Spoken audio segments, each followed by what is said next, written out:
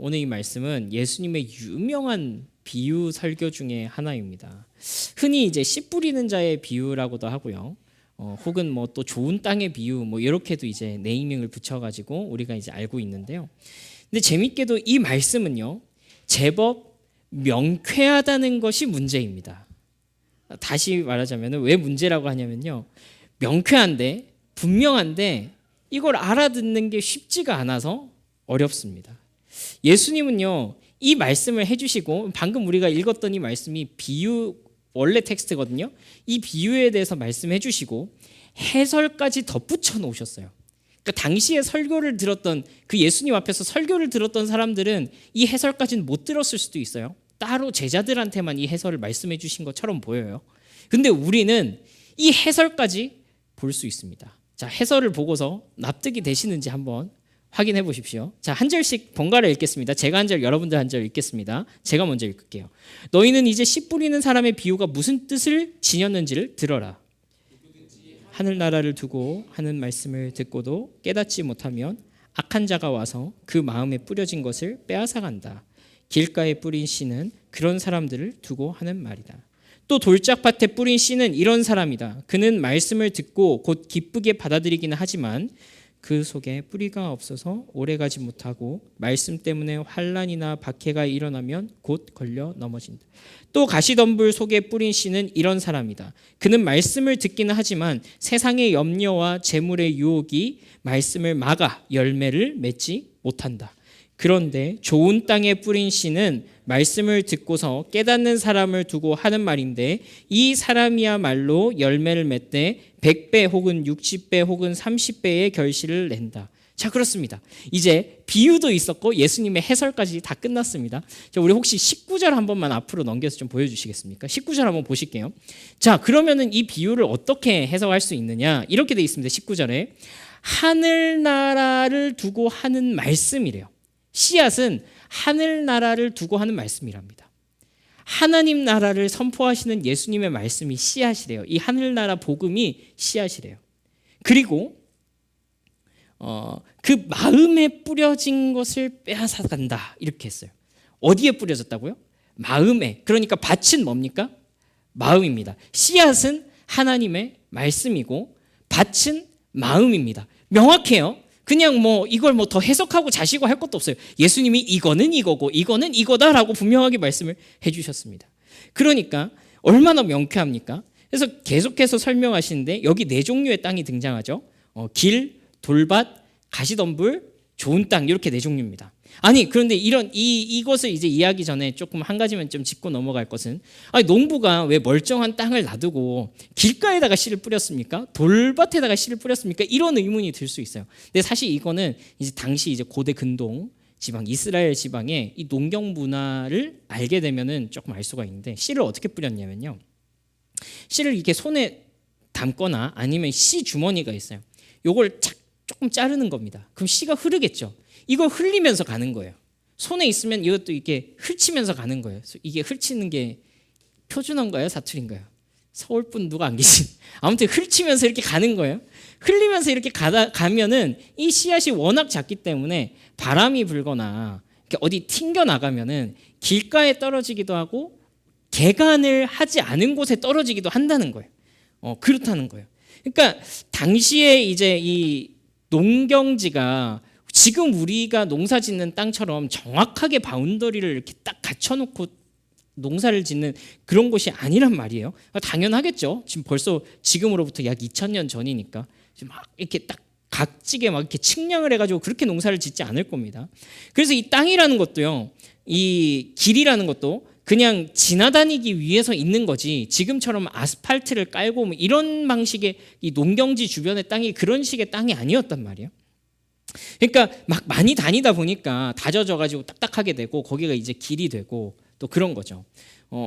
그래서 이제 이 돌이나 가시덤불 쪽은 그냥 개간을 안 한 거고, 그러니까 이만큼이 내 땅이다 그러면은 농사를 지을 부분만 개간을 해놓은 거예요. 나머지는 뭐 길도 되고 돌짝밭도 되고, 이 가시덤불이라는 게 그냥 잡초 같은 것도 막 자라고 그렇게 된 겁니다.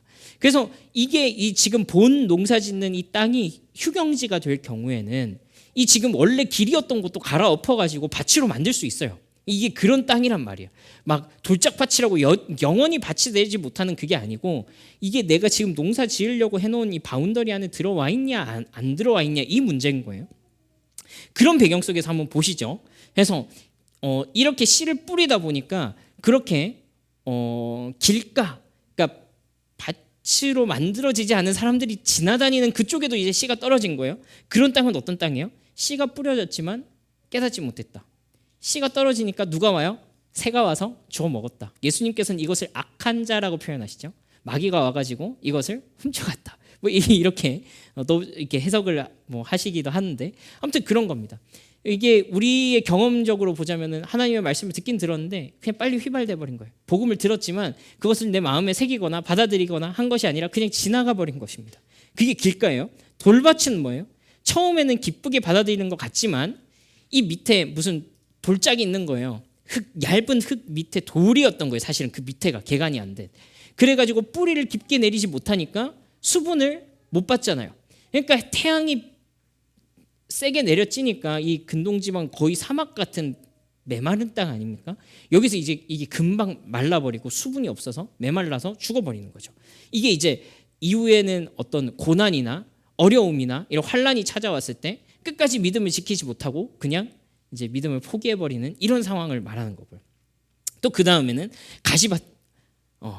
가시덤불이 있대요. 이 가시덤불은 자라는 것까지는 가능해.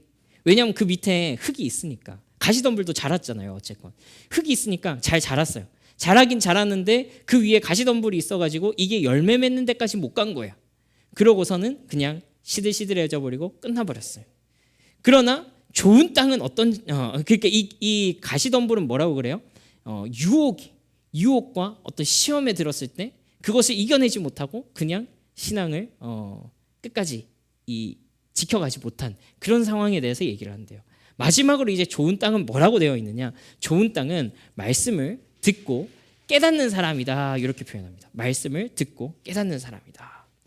자, 이것이 이 말씀의 답니다. 뜻도 있었고 해석도 있었어요. 그런데 여러분, 저는 이 말씀이 늘 뭔가 불편한 거예요. 불안한 거예요. 왜냐하면 사실 이 말씀을 처음 들으면요, 이 말씀이 주는 교훈이 마치 이런 것 같습니다. 아, 그래, 내가 좋은 땅이 되어야 되겠구나. 말씀을 듣고 잘 깨달아야 되겠구나라고 생각을 하게 됩니다. 그런데 여러분, 저는 이 말씀을 들을 때마다 풀리지 않는 의문이 있어요. 땅이 어떻게 스스로 좋은 땅이 되지? 그러면 듣고 내가 안 깨달아지면 어떡하자 한 거지? 왜냐하면 내 스스로도 말씀을 듣다 보면 안 깨달아질 때도 있거든요. 내 마음에 어떨 때는 동의가 안 되는 말씀도 제가 어릴 때부터 이렇게 신앙생활을 해오면서 그런 마음이 들 때도 있었거든요. 나는 좋은 땅이 아닌가? 그렇다고 내가 좋은 땅이 될 수도 없고, 땅이 스스로 자기를 막 이렇게 경작하는 거 봤습니까? 그런 땅 봤습니까? 무슨 땅에다가 AI 설치했습니까? 아무리 스마트 농경이 발전했다고 그러더라도 땅이 스스로를 경작하는 일은 없죠. 땅은 스스로 뭔가를 할 수 없는 존재입니다. 그렇죠? 저는 이게 불안 요소인 거예요. 이 말씀에. 나는 내 스스로를 여기서 땅은 능동성을 잃어버린 땅인데, 수동적으로 그냥 상태에 대한 선언인데 이것을 내가 교훈으로 어떻게 삼을 수 있지? 라는 생각이 들었어요. 사실 이번에 말씀을 준비하면서 이 말씀 묵상하다가 한편으로는 진짜 이 말씀이 맞다라는 생각이 저는 들더라고요. 왜냐하면요, 오늘 땅을 무엇에 비유하고 있습니까? 마음에 비유하고 있잖아요. 마음에. 진짜 그렇구나. 정말 맞는구나. 많은 경우에 우리는 우리 마음에서 일어나는 이 문제에 대해서 우리 마음속에서 불러일으켜지는 의심, 내가 하나님을 도저히 따라가지 못하겠는 것 같은 그런 용기 없음, 비관적인 생각들, 이거 어떻게 하지 못하는구나. 많은 경우에 그것이 진짜로 이 수동성으로서 자기가 자기 스스로를 어떻게 하지 못하는 땅의 상태와 같은 것이 우리의 마음이구나라는 것을 깨달았습니다. 우리는 자주 합리화하고요. 우리는 자주 비관적이게 되고요. F냐 T냐 하는 것은 상관이 없다는 것을 저는 경험적으로 너무나도 많이 보게 됩니다.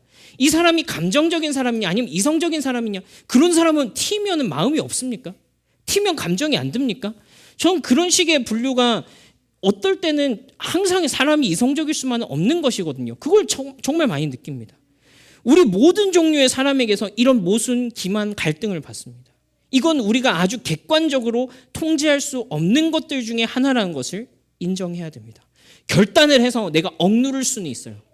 내 마음의 상태가 겉으로 표출되지 않도록, 다른 사람들에게 들키지 않도록 그냥 잘 포장해가지고 아닌 척할 수는 있어요. 하지만 우리의 마음의 본성, 우리의 마음의 상태가 바뀌는 것은 아니라는 것입니다. 여러분, 이것이 믿음의 문제와 연결되면 더 어렵습니다. 예를 들어서 어떤 사람은 복음을 듣고 비교적 빨리 이것을 수용하는 사람이 있는가 하면 이게 빨리 일어나지 않는 사람도 있는 거예요. 그런데 여러분, 여기다가 대고 너는 나쁜 밭이다, 너는 열매 맺지 못할 것이다, 악한 자가 네 마음에 떨어진 그 복음의 씨앗을 지금 훔쳐갔다, 네 마음에는 지금 마구니가 꼈다, 이렇게 말해버리면 너무 절망적이지 않습니까? 믿을 의지가 없는 게 아니라 내 마음에서 일어난 이 상태를 나도 어쩌지 못하는 거예요. 나도 한번 잘 믿어보고 싶고, 나도 하나님께 온전한 신뢰를 드리고 싶고, 나도 다른 사람들처럼 뭔가 신앙적인 일이 내 내면 속에서 일어났으면 좋겠는데, 그게 안 일어나는 사람들은 그럼 지금 나쁜 밭이라 돌짝밭입니까? 뭡니까? 뭐 길가입니까? 가시밭입니까? 뭐 그 셋 중에 하나라는 말 아니에요. 그렇게 말해버리면 그 너무 절망적인 겁니다. 진짜 우리의 마음이 우리 마음대로 되지 않아요. 이것이 어쩌면 땅의 특성과 우리의 마음의 특성이 같은 부분이, 일맥상통하는 부분이 있다는 것입니다. 근데 여러분, 더 설상가상으로요, 예수님께서 이렇게 말씀을 듣고도 깨닫지 못하는 것에 대해서 악담을 퍼붓기 시작하는데요. 진짜 장난 아닙니다. 이거 한번 보시죠. 제가 일부만 딱 2절만 떼왔는데, 예수님께서 오늘 비유를 말씀하시고 해설하신 것 그 사이에 있는 말씀입니다. 제가 한번 읽어드릴게요. 내가 그들에게 비유로 말한 이유는 그들이 보아도 보지 못하고 들어도 듣지 못하고 깨닫지도 못하기 때문이다. 이사야의 예언이 그들에게서 이루어지는 것이다. 너희가 듣기는 들어도 깨닫지 못하고 보기는 보아도 알아보지 못할 것이다. 이 백성의 마음이 무디어지고 귀가 먹고 눈이 감기어 있다. 이는 그들로 하여금 눈으로 보지 못하게 하고 귀로 듣지 못하게 하고 마음으로 깨닫지 못하게 하고 돌아서지 못하게 하여 내가 그들을 고쳐주지 않으려는 것이다. 마치 이 이사야서 6장 10절의 말씀을 지금 예수님이 인용하고 계신 건데요. 이 패역하고 반역하는, 끊임없이 하나님께 대해서 반기를 들고 있는 이 사람들에 대해서 하나님께서 선지자 이사야의 입을 통하여서 경고하시는 것입니다. 내가 너희에게 회개할 기회를 주지 않겠다. 너희의 마음을 굳어버리게 하겠다. 이렇게 말씀하시는 거예요. 내가 너희 악함에 대해서 너희 눈을 닫아버리고 귀 닫아버리고 마음 닫아버려서 내가 한 말을 깨닫지 못하게 하겠다라고 말씀하시는 거예요. 이 말씀이 무슨 말씀이라고요? 의도적으로 하나님의 말씀이 들려짐에도 불구하고 그것을 거절하고 하나님을 떠나는, 하나님께서 요구하신 것과 반대로 의도적으로 그렇게 살아가는 자들을 향해서 하나님께서 심판의 경고의 말씀을 주신 것이라고 그랬습니다. 이것은 이스라엘의 심판이 어떤 방식으로 일어날지를 그들에게 경고를 하신 것이었습니다. 근데 여러분, 이렇게 반발할 수 있지 않겠습니까? 하나님 어떻게 그렇게 하실 수가 있습니까? 그러면은 책임이 하나님한테 있는 거 아닙니까? 그 사람들이 깨닫지 못하게 막으신 것이, 그들이 하나님의 말씀을 온전히 보지도 못하고 듣지도 못하고 마음으로 받아들이지 못하게 한 것이 하나님이시라면 어떻게 사람들한테 책임을 물을 수 있습니까? 라고 할 수 있습니다. 근데 사실 이것은요, 하나님께서 능동적으로 그 사람들의 마음을 악하게 하시고 진짜로 그 사람들이 나쁘게 살도록 유도하셨다라기보다는요, 하나님께서 그냥 내버려 둔 것입니다. 이런 말씀을 한번 보십시오. 로마서 1장 24절 25절 말씀입니다. 함께 읽습니다. 시작. 그러므로 하나님께서 그들의 마음의 정욕대로 더러움에 내버려 두사 그들의 몸을 서로 욕되게 하게 하셨으니 이는 그들이 하나님의 진리를 거짓으로 바꾸어 피조물을 조물주보다 더 경배하고 섬김이라. 주는 곧 영원히 찬송하실 이시로다. 아멘. 여러분, 그렇습니다. 내버려 두신 것입니다. 사실은요, 이것이 하나님의 책임으로 돌리기엔요, 원래 우리의 본성을 따라, 우리의 욕망을 따라 움직였을 뿐이라고요. 했을 뿐이라고요. 하나님은 그냥 아무것도 하지 않으신 것 뿐입니다. 내버려 두신 것 뿐입니다. 그러면 자연스럽게 우리의 경향성이 어떻게 됩니까? 악으로 흘러가는 경향성인 거예요. 자연스럽게 하나님 따라가기 싫어하고요. 자연스럽게 죄 짓는 것을 더 좋아하고요. 자연스럽게 하나님과 동행하는 삶보다는 내 욕망과 내 성공과 내 성취를 위해서 살아가기를 좋아하는 게 우리의 자연스러운 본성이라고요. 하나님이 뭘 우리한테 그렇게 나쁜 짓을 하신 게 아니란 말이에요. 그게 원래 우리의 본성이란 말이에요. 여러분 사실요, 이것이 또한 땅의 특성이기도 합니다. 여러분 원래부터 좋은 땅은 없습니다. 경작하기 전까지는요, 원래 땅은 그렇습니다. 원래 땅이 척박하면 척박한 대로 굳어 있고요. 거기에 돌들도 있을 거고요. 딱딱하면 뿌리가 내리기 어렵고 그럴 겁니다. 그것이 이제 척박한 땅의 특성일 것입니다. 그러면 원래부터 비옥한 땅도 있잖아요. 우리 저기 나일강 평야도 있을 거고, 뭐 티그리스강, 유프라테스강 사이에 메소포타미아도 그런 땅 아닙니까? 원래부터 비옥한 땅이라면서요. 우리 낙동강 하류, 낙동강 삼각주 얼마나 좋은 땅이에요. 지리 시간에 배우잖아요. 좋은 땅, 원래부터 좋은 땅 아닙니까? 그 좋은 땅은 어때요? 관리 안 되면 거기서 그 좋은 땅에서 어디서 날아왔는지 모를 잡초들만 무성한 거 아니겠습니까? 좋으면 좋은 대로, 척박하면 척박한 대로 농부가 개입하지 않은 땅은요, 원래 그냥 그런 땅이라고요. 원래 그런 땅입니다. 우리는요, 우리의 마음을 잘 들여봐야 됩니다. 우리의 내면은 어떤지 우리가 잘 살펴봐야 됩니다. 척박하면 척박한 대로 우리 속에 돌짝밭은 없는지, 우리 속에 많이 걸어 다녀가지고 단단해져서 도무지 거기에 씨앗이 자라지 않을 만한 땅은 아닌지 살펴볼 수 있을 것입니다. 만약에 천성적으로 좀 괜찮은 성품의 사람이라면 잘 봐야 됩니다. 거기에 하나님께서 뿌려놓으신 것이 아니라 마치 자라지 않아야 할 것이 너무나도 무성하게 자라있지는 않은지 우리는 우리의 내면의 상태를 들여다봐야 된다는 것입니다. 그것을 직면할 필요가 있다는 말입니다. 그런데요, 거기까지입니다. 거기까지입니다. 우리가 할 수 있는 일은 거기까지란 말이에요. 우리 상태를 확인하는 것, 그 이상으로는 할 수가 없습니다. 여전히 땅은 땅이고 땅은 스스로를 경작할 수 없습니다. 여러분, 그런데요, 오늘 우리가 읽은 이 말씀에서 한 가지 희망을 발견할 수 있는 것은요, 바로 예수님이 이 말씀에서 씨 뿌리는 자로 등장하신다는 거예요. 그분이 농부로 등장하신다는 거예요. 땅을 개간하고 고를 수 있고 엉망이 되어버린 땅을 정리하여서 농사를 지을 수 있는 땅으로 바꿔주시는 그 농부가 계신다라는 사실이에요. 제가 여기서요, 예수님이 여러분들의 마음밭을 좋은 밭으로 만들어 주실 것입니다 라고 선언할 수 있겠지만, 그렇게 되면 비약이 너무 심하죠. 목사님, 그거 어디서 오늘 성경에는 안 나온 얘기인 것 같은데요. 갑자기 그렇게 점프 뛰어버리시면 제가 따라가기 힘든데요. 그러실 수 있어요. 그렇죠. 무책임합니다. 논리적 비약을 어쩌지 못하는 그 여러분들의 마음을 제가 헤아려서 조금 더 설명을 해보도록 하겠습니다. 성경은요, 예수님이 오실 때에, 이 참된 농부 되신 예수님이 오실 때에 어떤 일이 일어날지에 대해서 이렇게 기록하고 있습니다. 동일하게 아까 이사야 선지자를 통해서 심판의 말씀을 하셨다면 에스겔 선지자를 통하여서 이런 말씀도 우리에게 주십니다. 함께 보겠습니다. 함께 읽습니다. 시작. 너희에게 새로운 마음을 주고 너희 속에 새로운 영을 넣어주며 너희 몸에서 돌같이 굳은 마음을 없애고 살갗처럼 부드러운 마음을 주며 너희 속에 내 영을 두어 너희가 나의 모든 율례대로 행동하게 하겠다. 그러면 너희가 내 모든 규례를 지키고 실천할 것이다. 여러분, 이것은요, 하나님 나라의 도래, 메시아의 오심에 대한 예언으로 에스겔 선지자를 통해서 하신 말씀입니다. 여러분, 당시 이 에스겔 선지자가 예언하던 시대는 이런 시대였습니다. 아시리아와 바벨로니아 제국에 이 온 이스라엘, 남유다와 북이스라엘이 다 멸망해 버렸어요. 완전히 황폐화돼 버렸습니다. 심지어 이들은 지금 포로로 끌려가서, 에스겔은 포로로 잡혀간 와중에 예언을 하고 있는 것입니다.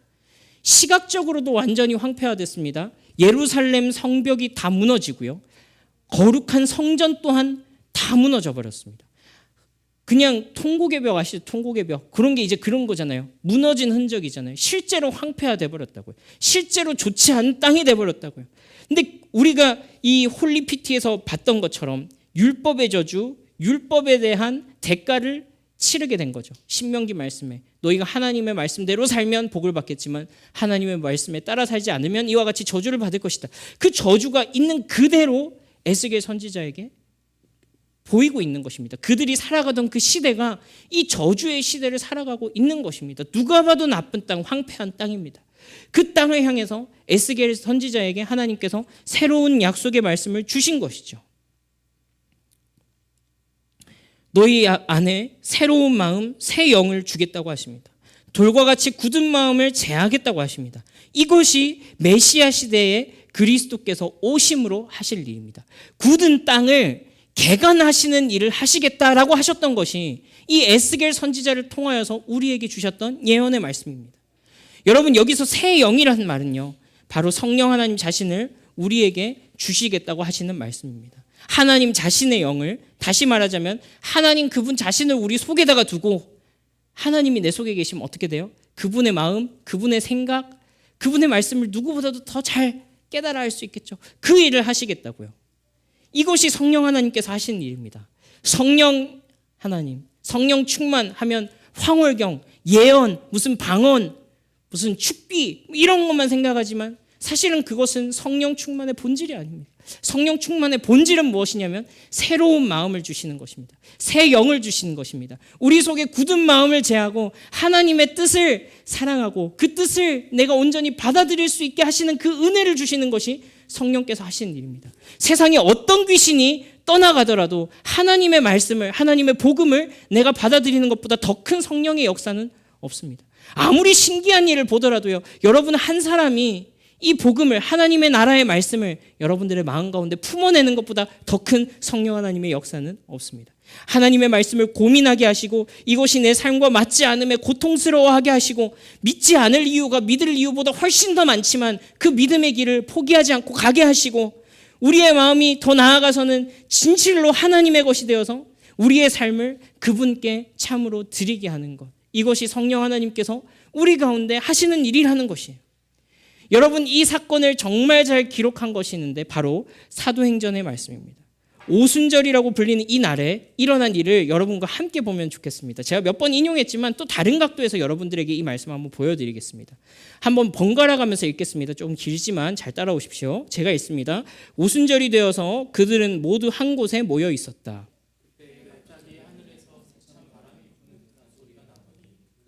혼자 있는 집안을 가득 채웠다. 그리고 불길이 솟아오를 때 혓바닥처럼 갈라지는 것 같은 혀들이 그들에게 나타나더니 각 사람 위에 내려앉았다. 그들은 모두 성령으로 충만하게 되어서 성령이 시키는 대로 각각 방언으로 말하기 시작하였다. 예루살렘에는 경건한 유대 사람이 세계 각국에 와서 살고 있었다. 그런데 이 말씀가 나니 많은 사람이 모여와서 각각 자기네 지방 말로 제자들이 말을 하는 것을 듣고서 어리둥절하였다.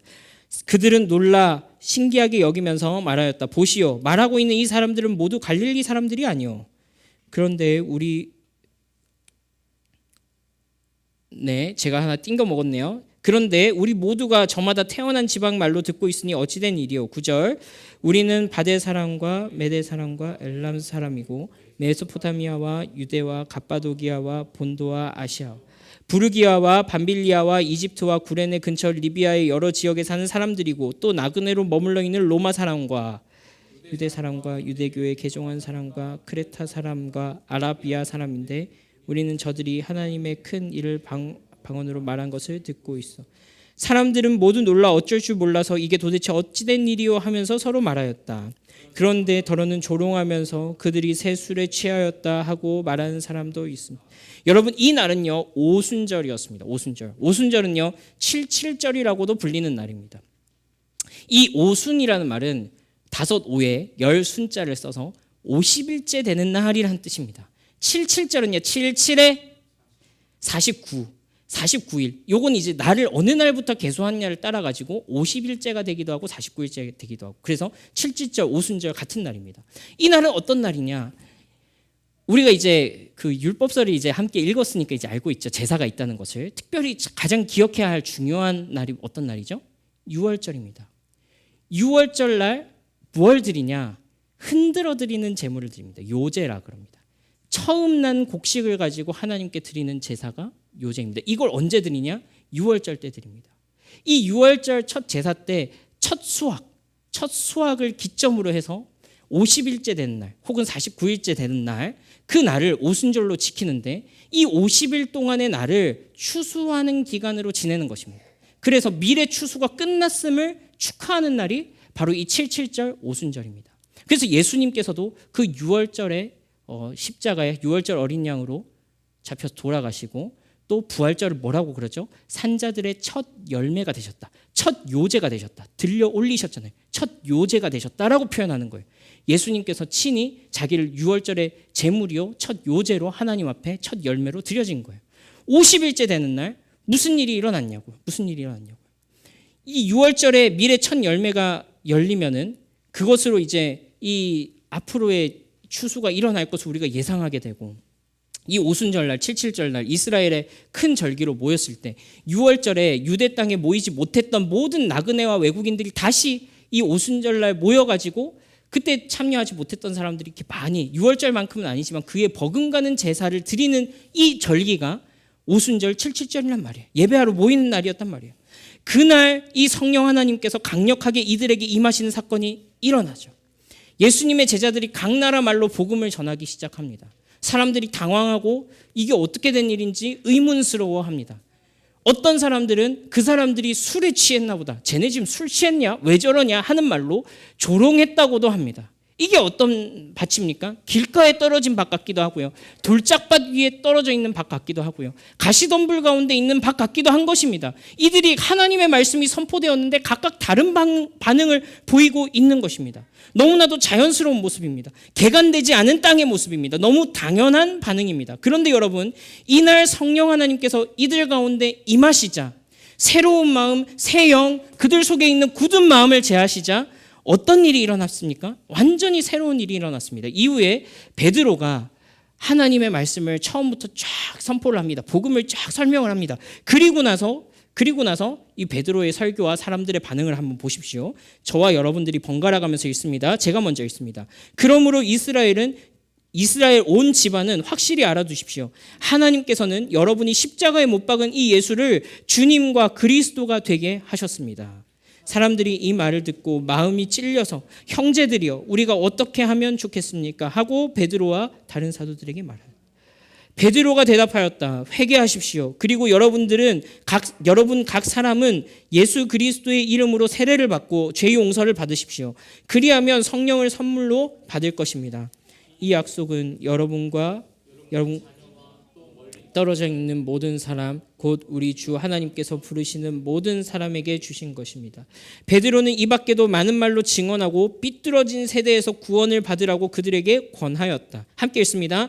그들의 말 세례를 받았다. 이렇게 해서 그날의 신도수가 약 3,000명이나 늘어났다. 그렇습니다, 여러분. 이것이 예수 그리스도의 부활과 죽으심과 부활 이후에 첫 추수의 축제 때 일어난 일입니다.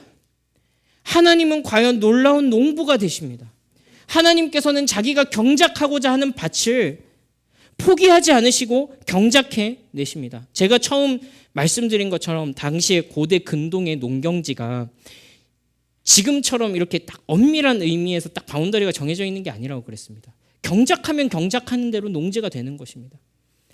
돌 주워내고 잡초 뜯어내고 그 뭉쳐있는 거 다 깨 부셔가지고 거기서 농사 지으면 거기 농사가 되는 거라고요. 그렇습니다. 하나님께서 성령님을 보내주셨다는 것이 이런 의미입니다. 우리의 마음에서 굳은 것을 제거하고 부드러운 마음을 주시는 것입니다. 개간해 주시는 것입니다. 우리가 어쩌지 못하는 우리의 마음, 우리의 믿음의 영역, 고민과 갈등의 시간에 성령 하나님께서 끊임없이 우리 속에서 일하고 계신 것입니다. 몇 해 동안 사람들이 지나다녀서 굳어버린 땅을 다시 개간하려고 하니까 이미 단단해져 가지고 이것을 깨려고 그러니까, 그것을 개간하려고 그러니까 그게 어떻게 고통스럽지 않을 수 있겠습니까? 커다란 돌멩이가 박혀가지고 그걸 빼냈더니 이만한 웅덩이가 생겼습니다. 그 온폭 패인 흔적이 남았습니다. 이거 어떻게 아무렇지 않을 수 있겠습니까? 이미 그 잡초 밑에 이 뿌리들끼리 서로 얽히고 설켜가지고 이걸 뽑아내려고 하니까 온 땅이 그냥 헤집어지면서 그렇게 하니까 어떻게 그것이 마음이 편할 수가 있겠습니까? 어렵죠.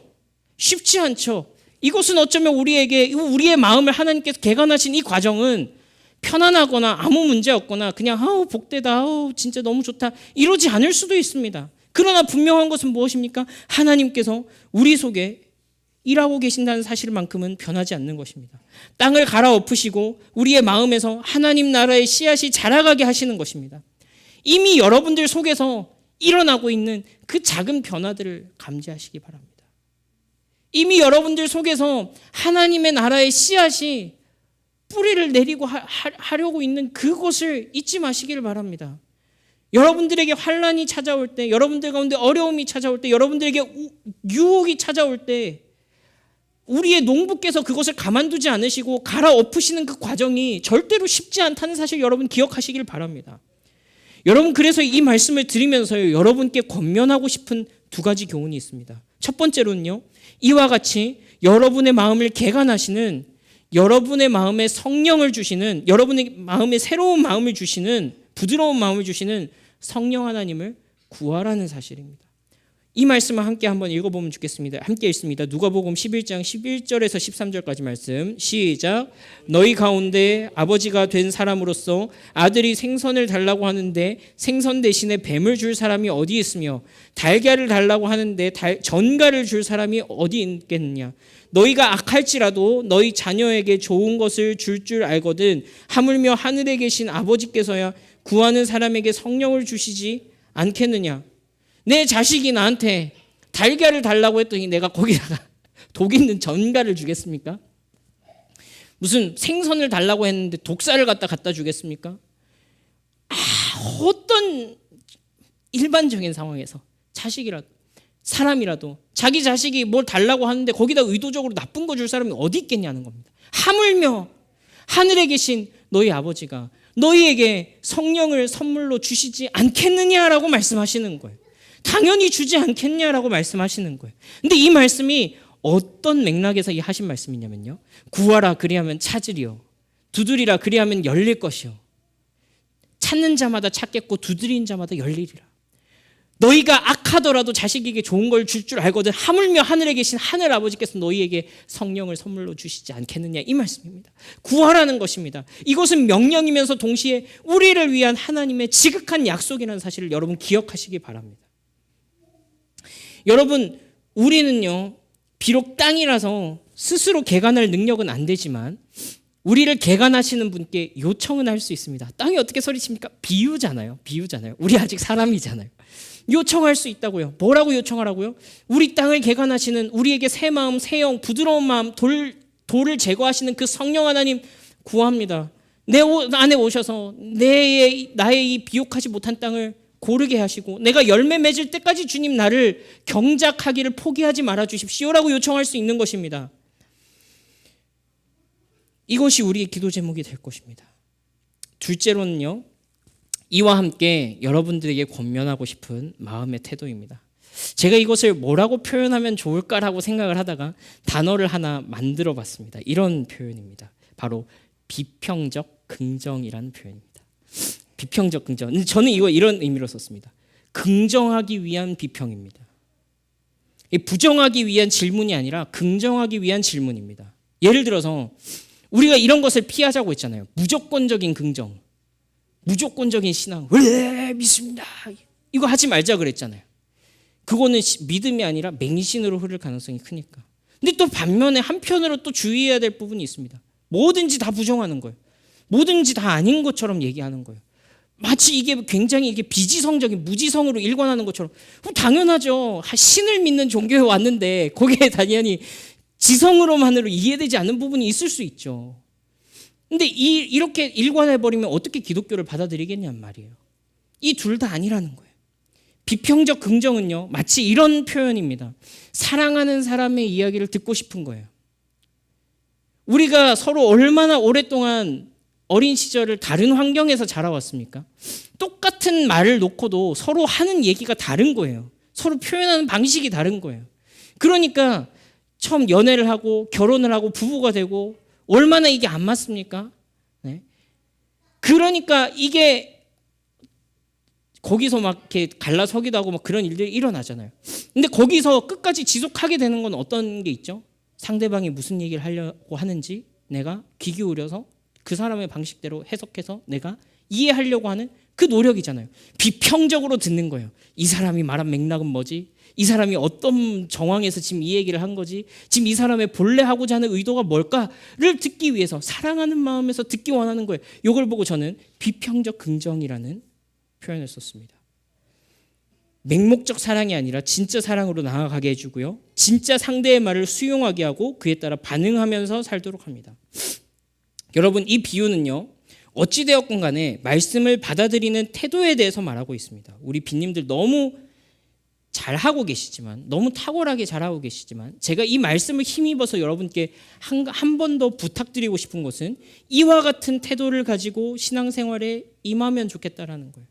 하나님의 말씀을 우리가 읽어가면서 하나님의 말씀을 쫓아가면서 사랑하는 마음으로 이분이 진짜 무슨 얘기를 하고 싶은 걸까? 이 성경이라는 것이 진짜 나에게 교훈하고 싶은 것이 뭘까를 탐구해가면서 알아가보자 하는 것이에요. 그런 것입니다. 그래서 이것을 통해서 우리의 하나님을 향한 사랑이 맹목적 사랑이 되지 않고 건강한 사랑으로서 수용되게 되는 그런 은혜가 우리 가운데 있기를 바라는 것입니다. 물론 이것이 바로 성령 하나님께서 우리 가운데 일으켜내시는 태도입니다. 이것이야말로 성령 하나님께서 우리에게 부드러운 마음을 주셔서 이 비평적 긍정을 가지고 하나님의 말씀을 깊이 묵상하고 생각하면서 따라가게 하는 것입니다. 성령 하나님께서 우리를 도우신다는 것입니다. 여러분, 우리가 이것을 기대하면 좋겠습니다. 소망하면 좋겠습니다. 어찌하지 못하는 나의 마음을 그냥 내버려 두시지 않으시는 하나님. 나도 어쩔 수 없는 내 마음을 그냥 굳은 상태 그대로, 그냥 돌짝 받친 상태 그대로, 그냥 잡초와 가시가 무성하게 자란 그 상태 그대로 내버려 두신 하나님이 아니라 그냥 내버려 둬놓고서 너 마음 상태가 왜 그래? 나 너 심판할 거야 라고 하시는 분이 아니라 적극적으로 우리 삶에 개입하셔서 고통스럽더라도 그것을 갈아내고, 고통스럽더라도 돌짜기를 제거해내고, 고통스럽더라도 그 잡초를 끄집어내서 거기서 하나님 나라의 씨앗이 자라도록 하시는 그 하나님의 손길, 그것을 기대하면 좋겠다는 말입니다. 여러분, 이것을 통해서 하나님이 우리의 평생에 우리의 마음밭을 일구어 가시고 성령과 동행하는 삶을 살아감으로 마침내 100배, 60배, 30배의 열매를 맺게 되는 그러한 은혜가 우리의 삶의 마지막 날에 고백될 수 있으면 좋겠습니다. 이것이 우리의 고백이 되면 좋겠습니다.